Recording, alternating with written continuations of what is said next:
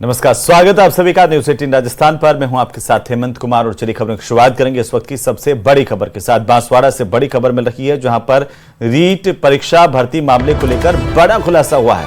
Dummy candidate मामले में 9 शिक्षकों पर एफआईआर दर्ज की गई है। 7 लेवल 2 और 2 लेवल 1 के शिक्षक हैं। अब तक 7 की गिरफ्तारी की जा चुकी है।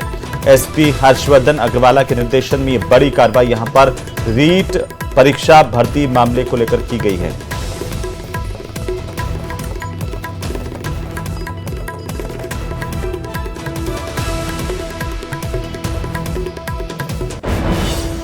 और इसी बीच राजधानी जयपुर से बड़ी खबर जहां पर डीआरआई ने बड़ी कार्रवाई की है। डीआरआई की तरफ से करीब 2 करोड़ की तस्करी का सोना पकड़ा गया है। तस्करी के सोने के साथ 2 यात्रियों को गिरफ्तार किया गया। एक यात्री जयपुर रेलवे स्टेशन से गिरफ्तार किया गया तो दूसरे यात्री को कोलकाता रेलवे स्टेशन से पकड़ा है। 2 रिसीवर और मास्टरमाइंड जयपुर से गिरफ्तार किए गए हैं। नागौर के रहने वाले 4 आरोपी बताए जा रहे हैं जिनकी गिरफ्तारी हुई है।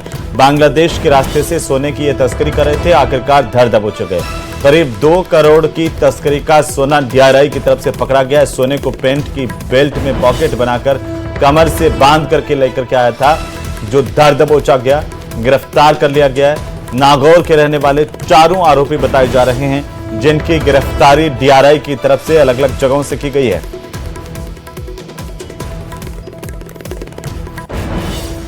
और इसी बीच पाली से बड़ी खबर जहां पर आरपीएफ के 3 अधिकारियों को ट्रैप किया है एसीबी ने। आपको बता दें कि पाली जोधपुर एसीबी टीम ने बड़ी कार्रवाई की है जिसमें आरपीएफ के निरीक्षक, उप निरीक्षक और सहायक निरीक्षक की गिरफ्तारी की है। एसीबी की टीम ने तीनों को 50,000 रुपए की रिश्वत लेते धर दबोचा गिरफ्तार किया है। टिकट दलाल को राहत देने के एवज में रिश्वत की मांग की गई थी। फालना रेलवे स्टेशन पर एसीबी की टीम ने यह बड़ी कार्रवाई की है। आरपीएफ के 3 अधिकारियों को रिश्वत की राशि के साथ ट्रैप किया गया है जिसमें निरीक्षक, उप निरीक्षक और सहायक निरीक्षक की गिरफ्तारी हुई है। तो वहीं कैबिनेट मंत्री राज्यवर्धन सिंह राठौड़ ने केंद्रीय मंत्री नितिन गडकरी से मुलाकात की, उनका हाल जाना। मुलाकात के दौरान राज्यवर्धन सिंह राठौड़ ने झोटवाड़ा राष्ट्रीय राजमार्ग में अंडरपास के नीचे 6 लेन सड़क निर्माण, ट्रैफिक जाम की समस्या का समाधान, राजमार्गों के बाईपास में एंट्री एग्जिट पॉइंट की व्यवस्था के साथ ही कई महत्वपूर्ण विषयों को लेकर के चर्चा की है।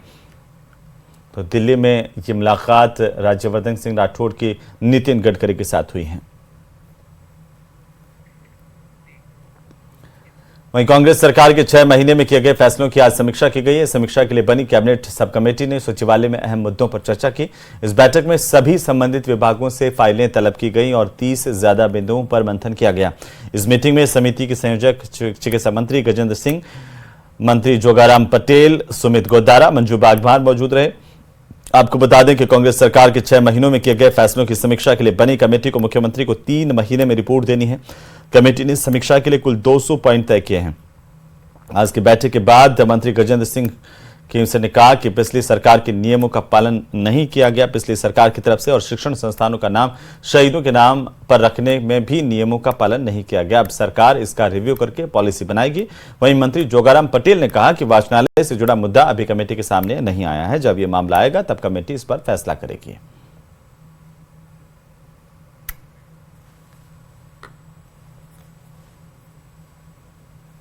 अधिकांश इश्यूज थे, एजेंडा में 30 थे, हमने 30 कवर कर लिए और अभी कईयों पे प्रश्न हैं जो हमें डिटेल जो है विभाग जो है वो लाके देगा। तो वहीं मुख्यमंत्री भजनलाल शर्मा झुंझुनू के दौरे पर कल रहेंगे। यहां पर वे केशव आदर्श विद्या मंदिर मैदान में सामाजिक सुरक्षा पेंशन योजना के तहत बढ़ी हुई राशि का पेंशनर्स के बैंक खातों में सीधे स्थानांतरण करेंगे, डीबीटी करेंगे। इस लाभार्थी संवाद कार्यक्रम के दौरान मुख्यमंत्री भजनलाल शर्मा की ओर से 88 लाख से ज्यादा अभ्यर्थियों के बैंक खातों में 1038 करोड़ से ज्यादा की राशि हस्तांतरित होगी। वहीं समारोह की तैयारियां जोरों पर है। जिला कलेक्टर चिन्मयी गोपाल कार्यक्रम स्थल पर पहुंची और तैयारियों का जायजा लिया। कार्यक्रम प्रभारी विशंबर पूनिया ने भी जायजा लिया है। कल झुंझुनू जिले के दौरे पर रहेंगे और केशव आदर्श विद्या मंदिर का जो खेल प्रांगण है वहां पर सीएम एक राज्य स्तरीय कार्यक्रम है उसमें शिरकत करेंगे। कार्यक्रम को लेकर तमाम तैयारियां है वो की जा रही है। आप तस्वीरों में देख सकते हैं कि जिला कलेक्टर है वो कार्यक्रम की तैयारियों को लेकर यहां पर जायजा ले रही है। तो वही जो भाजपा के पदाधिकारी और इस कार्यक्रम की जिम्मेदारी संभाल रहे हैं वो भी लगातार सुबह से इस कार्यक्रम को लेकर मॉनिटरिंग कर रहे हैं। हमारे साथ भाजपा के राष्ट्रीय परिषद के सदस्य विशंबर जी पूनिया, उनसे जानेंगे कि क्या कुछ कार्यक्रम यहां पर रहने वाला है सीएम का कल। मुख्यमंत्री जी ने जो बजट घोषणा में भी पहले भी कहा था और जो हमारा भारतीय जनता पार्टी का चुनाव से पहले घोषणा पत्र था उसी में घोषणा की थी कि 15% हम पेंशनर्स की जो बढ़ोतरी करेंगे, उसमें जो भी गरीब लोगों को, विधवाओं को जो पेंशन मिलती थी उसमें 15% बढ़ोतरी करने की और यहाँ से शुरुआत करेंगे, झुंझुनू की इस धरती से, वीरों की धरती से। इसके लिए माननीय मुख्यमंत्री जी यहाँ पधार रहे हैं और जिले के सभी पेंशनधारी उन सब वो लोग मुख्यमंत्री जी को धन्यवाद देने के लिए यहाँ आएंगे और उनका धन्यवाद ज्ञापित करेंगे सभी पब्लिक। तो वहीं आपातकाल के काले अध्याय का चैप्टर फिर से खुल चुका है और निशाने पर कांग्रेस के साथ पूरा इंडिया गठबंधन है, क्योंकि जिस संविधान की कॉपी के साथ राहुल गांधी, अखिलेश यादव समेत विपक्ष के तमाम सांसद संविधान की शपथ ले रहे थे, अब उसी संविधान का मुद्दा सदन में उठ चुका है और इस बार लोकसभा स्पीकर ने सदन में आपातकाल को लेकर प्रस्ताव जारी किया है।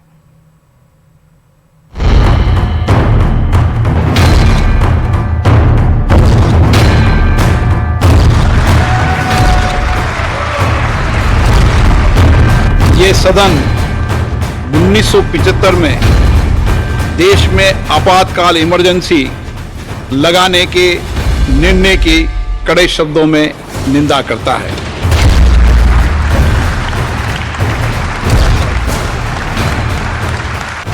लोकसभा स्पीकर बेशक ध्वनि मत से चुन लिए गए हों, भले ही लोकसभा स्पीकर का विपक्ष ने तंजनुमा स्वागत किया हो, लेकिन कुछ देर में ही पूरा गेम पलट गया। स्पीकर ओम बिरला ने अपनी पहली ही स्पीच में अलग रुख दिखाया और विपक्ष हक्का बक्का रह गया। भारत के इतिहास में 25 जून 1975 के उस दिन को हम हमेशा काले अध्याय के रूप में जाना जाएगा।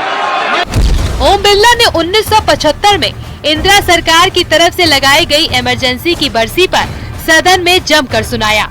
इमरजेंसी को लोकतंत्र के इतिहास का काला अध्याय बताया और सदन में 2 मिनट का मौन भी रखवा दिया।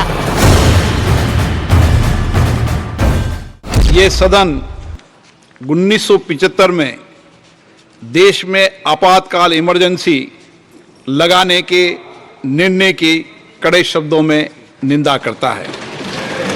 इसके साथ ही हम उन सभी लोगों की संकल्प शक्ति की सराहना करते हैं जिन्होंने इमरजेंसी का विरोध किया, अभूतपूर्व संघर्ष किया और भारत के लोकतंत्र की रक्षा का दायित्व निभाया।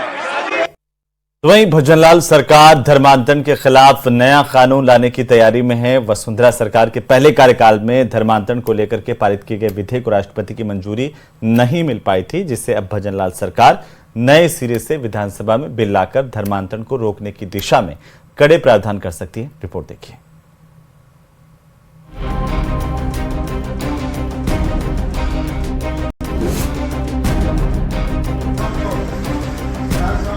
शंकर सिंह रावत ब्यावर से चौथी बार विधायक हैं, लेकिन इलाके में धर्मांतरण की घटनाओं से खासे चिंतित हैं और अपनी ही सरकार से कह रहे हैं कि धर्म विशेष के बाहरी लोग धर्मांतरण की गतिविधियों को लगातार बढ़ावा दे रहे हैं। विधायक का आरोप है कि जमात लेकर आने वाले लोग इलाके की शांति के लिए खतरा बन गए हैं और सरकार को इन पर जल्द काबू करना होगा, नहीं तो हालात बिगड़ सकते हैं। कि जिस प्रकार अगर हालात जो बने हुए हैं इसमें अगर सरकार ने ध्यान नहीं दिया और जमातों को रोका नहीं गया तो आने वाले जिस प्रकार ये दिल्ली के पास में मेवात एरिया जो बना हुआ है ना, ऐसा मेवात यहाँ नहीं बन जाए। सरकार को चिंता करनी चाहिए और लोगों को बचाना चाहिए। दरअसल इस वक्त ये मामला इसलिए सुर्खियों में है क्योंकि भजनलाल सरकार विधानसभा में धर्मांतरण को रोकने के लिए नया कानून लाने की तैयारी में जुटी है। हालांकि वसुंधरा सरकार ने अपने कार्यकाल में 2008 में धर्म स्वातंत्र्य बिल पारित किया था, जिसे राष्ट्रपति की मंजूरी नहीं मिल पाई थी। उस विधेयक में किसी व्यक्ति को दूसरा धर्म अपनाने से पहले जिला कलेक्टर से मंजूरी लेने की शर्त थी। साथ ही गैर कानूनी धर्मांतरण के मामले में दोषी पाए जाने पर 5 साल की जेल की सजा का प्रावधान था। विधेयक को लेकर राजस्थान में उस समय काफी विवाद भी पैदा हुआ था। अब भजनलाल सरकार पुराने विधेयक को निरस्त कर नए सिरे से धर्मांतरण को रोकने के लिए बिल का मसौदा तैयार करने में जुटी है। इसे लेकर हाल ही में राज्य सरकार की ओर से सुप्रीम कोर्ट में हलफनामा भी पेश किया गया है। बीजेपी नेताओं का मानना है कि धर्मांतरण की बढ़ती घटनाओं को रोकने के लिए ठोस कानून का होना जरूरी है।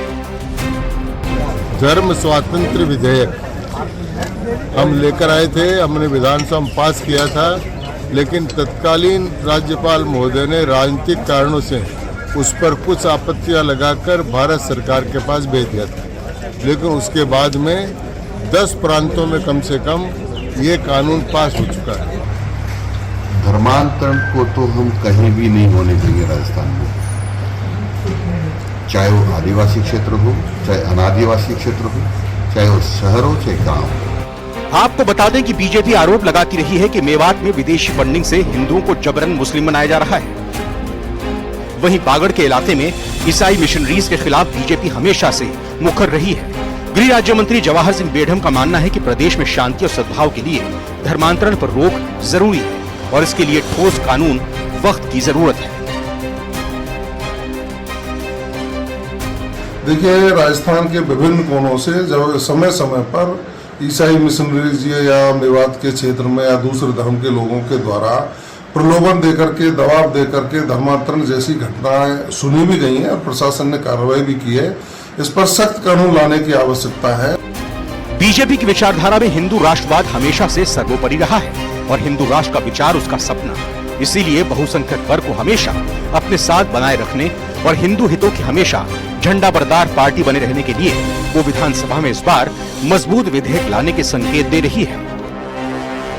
जब राजस्थान में बीजेपी की स्थिति कमजोर थी तो उसने मेवात, मगरा और मेवाड़ बागड़ के इलाके को हिंदुत्व की लेबोरेटरी के रूप में स्थापित करने की कोशिश की। बीजेपी इसमें कामयाब भी रही, मगर आज उसके वही किले कहीं न कहीं कमजोर हो रहे हैं। इसलिए पार्टी नए सिरे से धर्मांतरण विरोधी बिल लाकर अपने इलाकों को बचाना चाहती है। इसलिए पार्टी की कोशिश यही है कि भगवा रंग कायम रहना चाहिए और हिंदुत्व की लहर चलते रहनी चाहिए, ताकि उसे भविष्य में किसी भी तरह की चुनौती का सामना ना करना पड़े। कैमरा पर्सन शेर सिंह के साथ बाबूलाल धायल, न्यूज़ 18 जयपुर।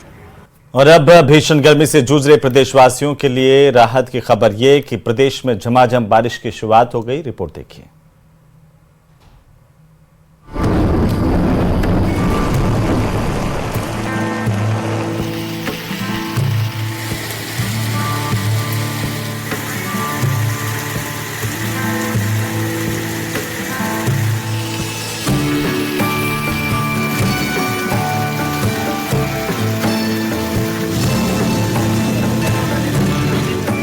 भरतपुर में तेज बारिश की वजह से शहर के मुख्य बाजारों और सड़कों पर करीब 2 इंच तक पानी भर गया। वाहन चालकों को भारी दिक्कतों का सामना करना पड़ा, तो वहीं दुकानों में पानी भरने से व्यापारियों का सामान भीग गया। मॉनसून की पहली ही बारिश ने नगर निगम के दावों की पोल खोल दी। नालों की सफाई नहीं होने से सड़कों पर भी पानी भर गया है। अभी भी आसमान में काले बादल छाए हुए हैं। उधर धौलपुर में तेज हवाओं के साथ मूसलाधार बारिश का दौर शुरू हो गया है। उमस भरी गर्मी से लोगों को जहां राहत मिली तो किसानों के चेहरे खिल उठे। वहीं शहर की सड़कें दरिया बन गई। निचले इलाकों की दुकानों और घरों में पानी घुस गया। सड़कों पर वाहनों की रफ्तार पर ब्रेक लग गया। गाड़ी चलाने में लोगों को परेशानी का सामना करना पड़ा। तो झीलों की नगरी उदयपुर में भी इंद्रदेव जब मेहरबान हुए। सुबह से गर्मी की तेज तपिश के बाद दोपहर बाद मौसम ने अचानक से करवट बदली और तेज हवाओं के साथ झमाझम बारिश का दौर शुरू हो गया। बारिश के साथ ही लोगों ने उमस भरी गर्मी से राहत की सांस ली। इसके साथ ही झीलों की नगरी उदयपुर का मौसम भी बेहद सुहाना हो गया है। उधर करौली में मॉनसून की पहली बारिश ने लोगों को जमकर भिगोया। दोपहर बाद घने बादल छा गए और तेज हवा और मेघ गर्जना के साथ झमाझम बारिश हुई। मौसम विभाग ने भी मेघ गर्जना और तेज हवा के साथ बारिश की चेतावनी दी थी। जोरदार बारिश के चलते सड़कों पर पानी बह निकला। तो वहीं डीडवाना की सड़कों पर जलभराव हो गया। गाड़ियां पानी में डूबी हुई नजर आईं। कई लोग पानी के तेज बहाव में गिर पड़े। सड़कें समंदर बन गईं। फवारा सर्किल, गोपाल गौशाला road, bus stand, Nagori gate इलाके में बारिश की वजह से जनजीवन प्रभावित हुआ। बारिश से मौसम खुशनुमा बना हुआ है।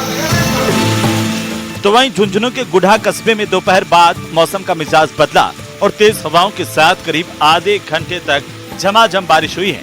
गुढ़ा कस्बे की सड़कें पानी से इस दौरान लबालब हो गईं। सड़कों पर पानी जमा होने से वाहनों की रफ्तार भी थम गई।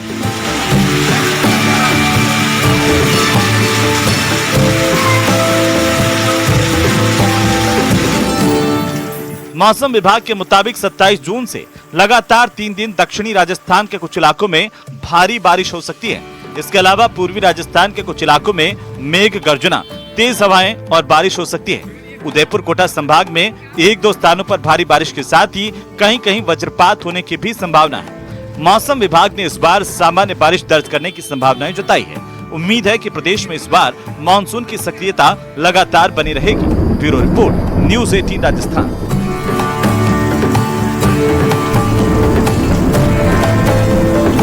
तो वहीं राजधानी जयपुर में एक बार फिर से अवैध निर्माणों के खिलाफ जयपुर विकास प्राधिकरण की तरफ से कार्रवाई की गई। बुलडोजर गर्जा, रिपोर्ट देखिए।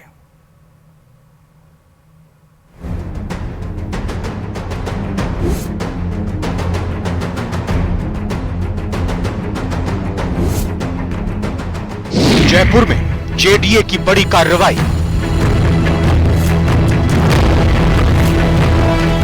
अवैध निर्माण पर फिर चला बुलडोजर।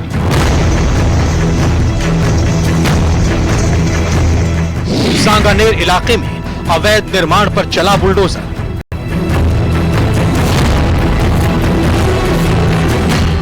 भारी सुरक्षा व्यवस्था के बीच जेडीए ने मानसरोवर मेट्रो स्टेशन से रजत पथ चौराहे तक 150 से ज्यादा अवैध निर्माण को बुलडोजर की कार्रवाई में गिरा दिया।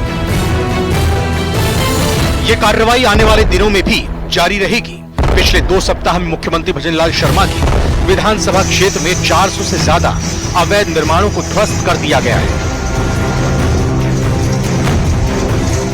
और इतने ही और तोड़े जाने बाकी हैं। इससे पहले न्यू सांगानेर रोड से वंदे मातरम मार्ग तक 100 फीट सेक्टर रोड से 250 से ज्यादा अवैध निर्माण को अतिक्रमण मुक्त कराया जा चुका है। हाईकोर्ट के आदेशों के ऊपर जयपुर विकास प्राधिकरण का पीला पंजा न्यू सांगानेर रोड में आ रहे निर्माणों के ऊपर चल रहा है। करीब 1 दर्जन से ज्यादा बुलडोजर इस न्यू सांगानेर रोड पर करीब 615 निर्माणों को ध्वस्त करने के लिए उतारे गए हैं। करीब 6 किलोमीटर लंबे इस मार्ग के अंदर ये जो निर्माण अवरोध बन रहे थे, मास्टर प्लान 2025 की ये 200 फीट सेक्टर रोड दर्शाई गई थी। इस सेक्टर रोड को चौड़ा करने के लिए। और इसी के साथ ही गुड नाइट राजस्थान में फिलहाल इतना ही। आप देखते रहिए न्यूज़ 18 राजस्थान। नमस्कार।